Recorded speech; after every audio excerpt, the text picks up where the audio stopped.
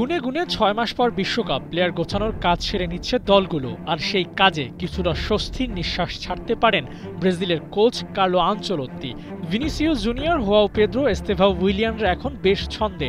হেক্সা মিশনের আশাটাও হয়তো এবার পূরণ হবে। রিয়াল মাদ্রিদের হয়ে আলো ছড়াচ্ছেন ভিনিসিয়াস জুনিয়র, চেলসির হয়ে নিয়মিত গোল করে যাচ্ছেন হোয়াও পেদ্রো আর এস্তেভাও উইলিয়ান।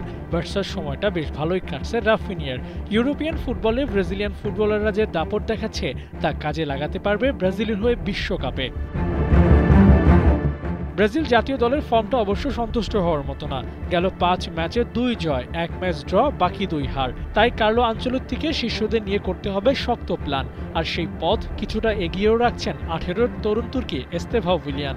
ব্রাজিলের হয়ে খেলা ৬ ম্যাচে করেছেন ৫ গোল। চলতি সিজনে চেলসির জার্সিতেও পেয়েছেন ৫টি গোল।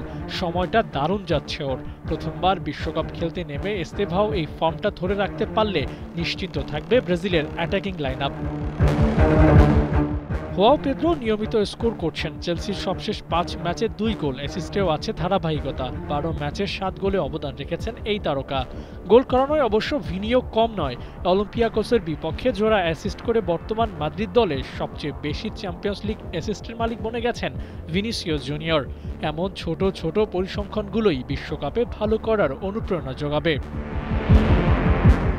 গেল ২৩ বছরে ৫ বার হেক্সা মিশনে মাঠে নামলেও শেষ পর্যন্ত তার হয়ে ওঠেনি।